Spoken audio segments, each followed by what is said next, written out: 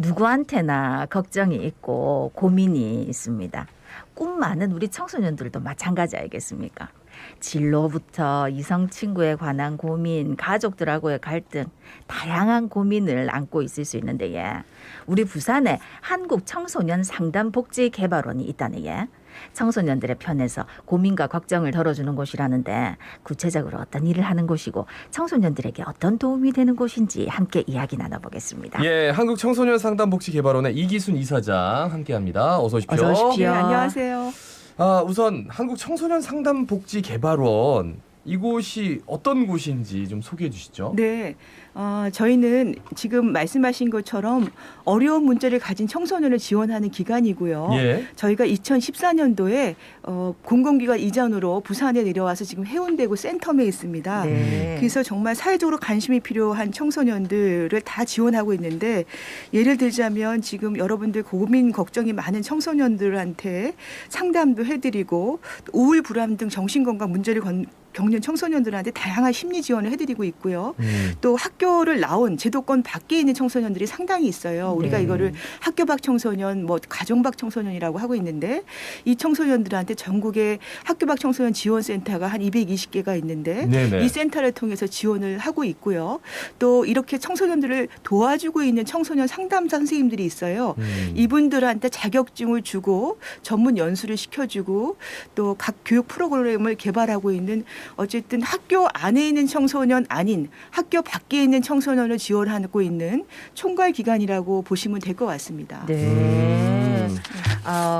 그러면 이제 한국 청소년 상담복지개발원에서 진행하고 있는 사업이 많을 텐데 이제 몇 네네. 가지만 소개해 주시지요. 네. 그 지역 사회에 청소년 안전망이라는 체계가 있어요. 들어보셨는지 모르겠지만 네. 2017년도에도 부산에서 학교 폭력으로 유튜브에 올리거나 또는 학교 폭력으로 또 자살을 하게 되거나 이런 청소년 문제가 생겼습니다. 그래서 이렇게 청소년들이 문제가 생겼을 때 빨리 발굴하고 청소년들이 극단적인 선택에 가지 않도록 지원하는 체계를 여러 기관들이 지금 같이 움직여서 도와주고 있는데 그 핵심이 되고 있는 게 지역의 청소년 상담복지센터가 있고요. 그다음에 이제 지방자치단체에 청소년 안전만 팀이라는 것을 정부가 만들기로 네. 했습니다. 예. 지자체 공무원들도 열심히 협심하라는 그런 의미고요.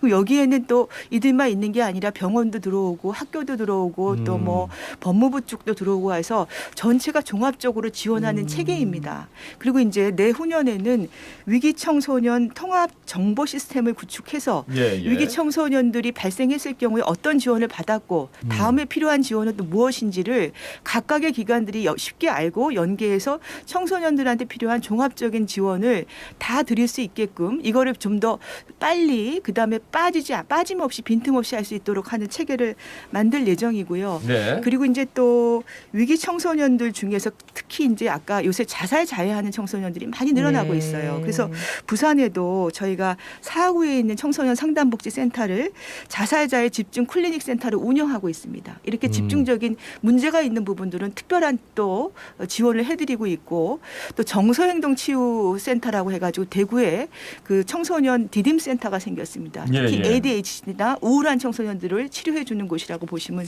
되겠습니다.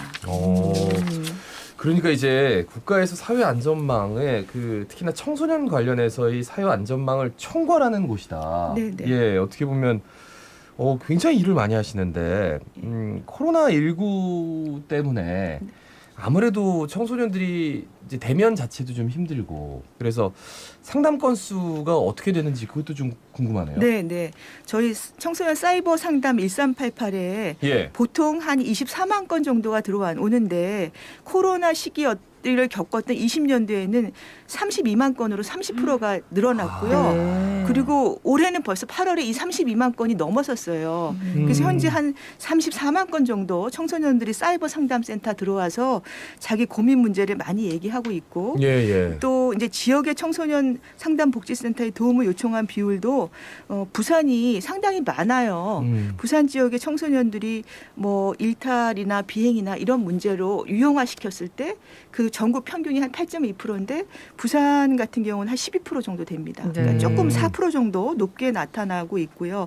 그다음에 이제 또 청소년 통계를 보면 청소년들이 코로나19로 인해서 학업 스트레스가 많았다라고 하는 청소년들이 한 46%가 되고 네. 그리고 학교 생활에 있어서도 긍정적인 변화보다는 부정적인 변화가 많았다고 답한 청소년들이 한 48% 정도 됩니다. 그리고 이제 그 부정적인 감정이 점점 높아지고 긍정적인 감사라든가 평온이라든가 이런 감정은 많이 줄어들어서 스트레스가 어른 못지않게 높다는 것을 알 수 있어요. 네. 아, 우리 아이들이 이렇게 많은 고민들이 있었구나 싶은데 이 코로나19라는 위기에 대응하고 이제 요거를 오히려 이제 성장의 발판으로 삼기 위해서 회복 탄력성이 중요하다 하는 말이 있던데 이게 뭡니까? 네, 그러니까 회복 탄력성은 사람마다 다 역경을 겪고 어려움을 겪는데 예, 예. 이거를 이겨내고 발판으로 삼아서 자기가 좀 더 도약한다 이런 의미에서 회복 탄력성이라고 할 수 있어요.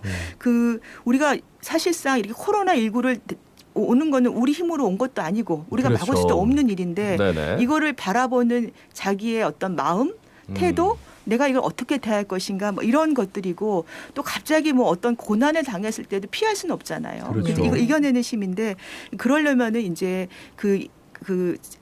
미국의 사회학자 에이미 교수가 이걸 처음 얘기했는데 회복 탄력성이 있는 아이들이 공통점을 보니까 이제 전부 불우한 아이들을 조사를 하와이 섬에서 이제 조사를 했는데 예. 그 중에서 다 잘못됐을 것 같은데 그중 조사한 아이들 중에 3분의 1이 잘 컸어요. 미국의 유명 대학도 가고 그래서 그 아이들의 공통점이 뭔가 봤더니 부모가 됐던 또는 선생님이 됐던 할아버지가 할머니가 됐던 성장기에 그 아이들의 얘기를 무조건 들어주고 지지해주는 누구 한 사람이 있었다는 거예요. 공감해주는 한 사람. 예, 예. 그게 그런 사람이 있으면 아이들이 어려운 순간에도 그걸 이겨낼 수 있는 회복 탄력성이 있다는 거죠. 그러면 이제 그렇게 성장 과정을 잘 겪었으면 좋은데 그러면 그런 사람이 없었다고 해서 나는 못 가질까 그게 아니라 자기가 연습하고 노력해서 가능해진다고 합니다. 그러니까 예, 예. 긍정적인 태도. 그러니까 이렇게 뭔가 왔을 때 나를 다 이게 부정적으로 보지 않고 긍정적으로 바라보는 자기 긍정성을 높였을 때 회복 탄력성이 높아진다고 전문가들이 그렇게 얘기를 하고 있고 사실 실험에서도 그렇게 나오고 있습니다. 그 사람 찾아주는 그 TV 프로그램 있잖아요. 네네. 그게 대부분 예. 그런 분들이에요. 그러니까 청소년기에 네네. 그러니까 회복 탄력성을 네. 높여주신 분들 아, 그렇게 생각하면 될 것 같아요. 그죠? 맞습니다. 선생님 찾고 맞습니다. 친구를 찾고 싶고 네네, 그때 네. 너무 어려웠는데 네네. 나의 이야기를 들어주고 네. 그렇죠. 나를 나의 버팀목이었고 그렇습니다. 예. 아 그렇구나. 최근에 이제 수능 시험도 있었고 계속해서 지금 시험 보는 친구들도 네, 있어요. 네, 네. 그 청소년들에게 하시고 싶은 말씀 있으시다고요? 아, 일단 너무 고생했다고 얼마나 힘든 과정 겪었던 거 정말 대단하다고 말씀드려주고 싶고요. 또 올해 수능도 힘들었다고 하는데 이렇게 코시국에서 마음대로 학교도 못 가고 또 여러 가지 준비하느라 고생했을 텐데 이 난간을 뚫고 여기까지 온 거 정말 박수 쳐드리고 싶습니다. 예. 예. 네. 이제 뭐 수능 마친 청소년들은 너무 많은 분들이 위로를 해주고 있기 때문에 네. 그렇죠? 어쨌든 수고는 많이 했고 그런데 이제 아까 말씀하셨던 뭐 수능 시험에 응시를 안 했거나 못했거나 또 네. 뭐 전혀 상관없는 청소년들도 있다 아닙니까? 그 청소년들에게는 어떤 말씀해 주시겠습니까? 네, 이거 본인의 선택으로 안 간 경우도 있고 또 여러 가지 또 집안 형편 때문에 다른 선택을 한 청소년도 있을 텐데요. 그래서 정말 우리 사회는 점점 다양해지고 있고 이러한 다양한 선택을 존중할 수 있도록 하는 사회 분위기가 되고 있고요. 그다음에 학교를 안 간 제도권 밖에 있는 청소년을 위한 학교 밖 청소년 지원센터가 보통 우리가 꿈드림 센터라고 해요. 네. 네네. 부산에도 구군별로 다 있어요. 16개 구군별로 다 꿈드림 센터가 있어서 여기에 가시면 여러분들의 진로 상담도 해드리고 또 여러분들이 다시 검정고시 준비를 하겠다면 그것도 지원을 해드리고 다시 나는 그냥 취업을 하고 싶다 하면 취업이나 창업에 대한 교육도 해드리고 있어요. 그리고 이제 기초생활 지원자일 경우에는 지원 받을 수 있는 그런 것들을 도와드리고 또 건강검진을 학교에 다니는 학생들은 받는데 학교 밖 아이들은 못 받잖아요. 네. 그래서 건강검진도 해드리고 있어서 좀 더 자기가 어느 곳으로 갈지 좀 모르겠다. 나는 정말 내가 할 길을 모르겠다 하시는 분들은 지역에 있는 꿈드림 센터를 놓고 하시면 거기 선생님들하고 다양한 선택지를 만날 수 있지 않을까. 그래서 여러분들 그 기회를 잃지 않았으면 좋겠다는 말씀을 드리겠습니다. 그래요. 그런데 지금 이제 방송을 듣는 친구들도 그 과연 상담하는 게 뭐 얼마만큼 나한테 도움이 될까라고 생각할 수도 있을 것 같아서 네네. 이사장님 그 어떤 말씀해 주시겠습니까? 상담하는 게 제가 아까 34만 명이 들어온다고 했잖아요. 네. 그렇죠. 그래서 정말 진로 상담들도 많이 하시고 그다음에 혼자 있다 보니까 정말 우울 불안에 빠져가지고 내가 정말 죽고 싶다는 친구들도 있었고 또 어떤 친구들 중에 한 명은 자살 직전에서 상담하다가 구조된 경우도 있어요. 상담자 네. 선생님의 얘기를 통해서 자살 직전에 내가 선생님한테 마지막 나랑 가장 따뜻한 선생님이 상담 선생님이어서 그 선생님한테 한번 인사 한번 드리고 가야지 하고 전화를 한 거예요. 문자를. 근데 선생님이 얘의 상태를 알아차리고 얘의 마음을 다스려 가지고 119 구조대가 오고 선생님 말을 따라서 부모를 만나게 해주면서 아이가 순간적으로 그 구렁텅이에서 빠져나왔던 경험이 있어서 정말 큰 도움을 많이 받고 있다고 저는 생각하고 있어요. 그러니까 이런 상담 전화로 전화를 하거나 뭐 꿈드림 센터를 뭐서 네. 듣고 가거나 하는 친구들은 그래도 의지가 있는 친구들인데 네, 네. 실제로 학교 밖 위기 청소년들 중에 보면은 네네. 전혀 이런 데를 찾을 생각도 못 하고 있는 친구들도 많다 아닙니까? 네, 네. 사실은 그 친구들에 대한 도움이 더 절실할 수도 있는데 그런 친구들은 어떻게 뭐 발굴을 할 수도 없고 어떻게 하는 거지? 그래서 이제 저희가 부모님들 또는 학교 선생님들한테 이런 정보를 많이 드리고 예. 그다음에 이제 집을 나온 아이들도 있었잖아요. 네. 그럼 찾아갑니다. 그걸 우리가 아웃리치라고 하죠. 음. 그래서 거리에서 찾아갈 수도 있고 사이버상에서도 아웃리치를 해요. 네. 그래서 그냥 너 오라고 하는 게 메모를 남겨요. 이럴 경우에는 틱톡이나 아이들이 많이 쓰는 뭐 있잖아요. 인스타그램이나 네. 어디 들어가가지고 간단하게 정보만 주고 나오는 겁니다. 네. 그러면 글로 통해서 아이들이 어느 순간에 한 번쯤 본 게 있으니까 연락을 하게 되죠. 그런 건도 한 8, 9천 건 됩니다. 상담이 많습니다. 네. 그러니까 단순히 메모 하나 남겨놨는데 네네네. 너무 힘드니까 네. 그때는 그게 갑자기 기억이 나서 네. 거기를 통해서 네.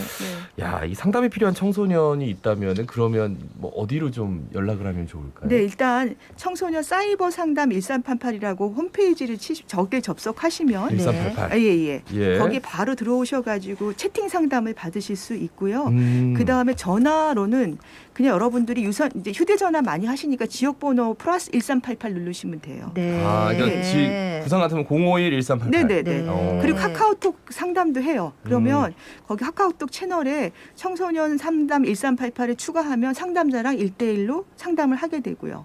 사실 뭐 이렇게 요즘은 말하는 것보다 네네. 이렇게 치는 게 더 익숙한 친구들이어서 네네. 자기 속마음을 더 그렇게 잘 할 수도 있겠네요. 네, 그죠? 청소년들이니까 또 음. 문자도 있고 다 음. 있습니다. 채널은 다 뚫려 있으니까 예, 여러분들이 편하신 곳으로 들어오셔가지고 본인의 고민을 얘기하시고 하면 도와주시는 분을 만날 수가 있습니다. 혹시 또 방황하고 힘든 시간 보내고 있는 청소년들 발견하면 네. 집에 들어가라 뭐라 할 게 아니라 이 상담 번호를 알려주면서 전문가의 네, 도움을 네. 받을 수 있도록 하면 참 좋겠다 싶은데 네네. 근데 예전에 뭐 이상한 사건들 막 일어났을 때 보니까 친구들이 그러니까 청소년들이 제일 걱정하는 게 내가 잘못한 게 부모님한테 알려질까봐 네, 이런 네. 거를 너무너무 걱정해가지고 네, 네. 숨기다가 큰일이 되는 경우가 많더라고요. 네네. 이거 뭐 상담하게 되면 뭐 그런 부모님한테 연락이 간다든지 뭐 학교로 알려진다든지 이런 게 혹시 있습니까? 아니요. 본인이 상담하게 되면 또 여기 사이버 쪽 같은 경우는 본인의 신원을 다 밝히지 않고 들어와도 되고요. 네. 그렇기 때문에 내용이 전달될 우려는 없습니다.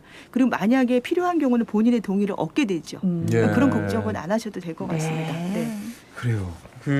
지금 어려운 상황에 처해도 그냥 뭐 혼자 이렇게 그냥 뚝뚝하고 뚜벅뚜벅 걷는 친구들도 있을 테지만 진짜 너무너무 힘든 친구들도 있을 텐데 상담을 통해서 청소년들이 얻을 수 있는 게 뭐라고 생각하시는지 그거 마지막으로 좀 정리해 주셔도 좋을 것 네, 같아요. 네. 예. 예, 제가 그 상담 사례랑 우리 지원받았던 내용을 통해서 네. 어떤 내용을 얻어갔는지 책을 하나 썼어요. 네. 얼마나 힘들었니라는 책인데 예. 청소년들이 유기에 대한 청소년들이 가장 듣고 싶어하는 말이 너 왜 그랬니?라는 게 아니라 얼마나 힘들었니?라는 얘기예요. 네. 내 마음 좀 알아달라는 거예요. 그러니까 상담을 통해서 여러분들 마음을 읽어줄 수 있는 사람을 만날 거라는 얘기를 전 드리고 싶습니다. 네. 아, 얼마나 힘들었니? 네네. 예.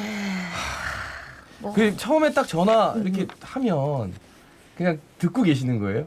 어떻게 그렇죠. 먼저 얘기를 하면 듣고 그다음에 이제 물어보기도 하고 그러면은 아이의 마음을 다독거릴 때는 얼마나 힘들었니라는 그런 식의 얘기들을 위로의 말들을 해주죠. 네. 해주고 하게 되면 아이들이 자기 하고 싶은 얘기를 하게 됩니다.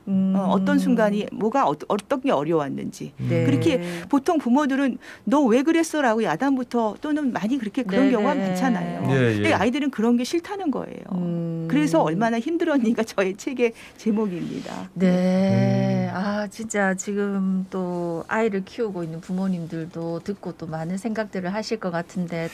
그러니까 다시 한번, 부모님들도 예. 좀 자녀와의 대화가 힘들 때는 네. 그렇죠? 상담 전화를 알려주면서 한번 네, 네. 전화해서 네, 네. 선생님하고 한번 얘기를 나눠봐라.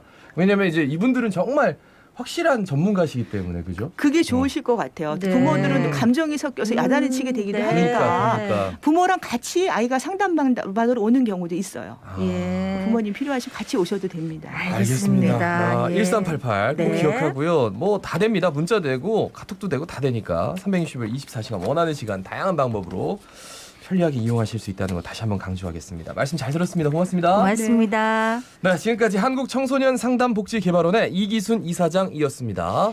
예, 오늘 비가 와가지고 날이 좀 많이 흐린데 이런 날일수록 더더욱 건강도 유의해야 되겠지만 우리 따뜻한 마음도 좀 잘 유지해야 되겠습니다.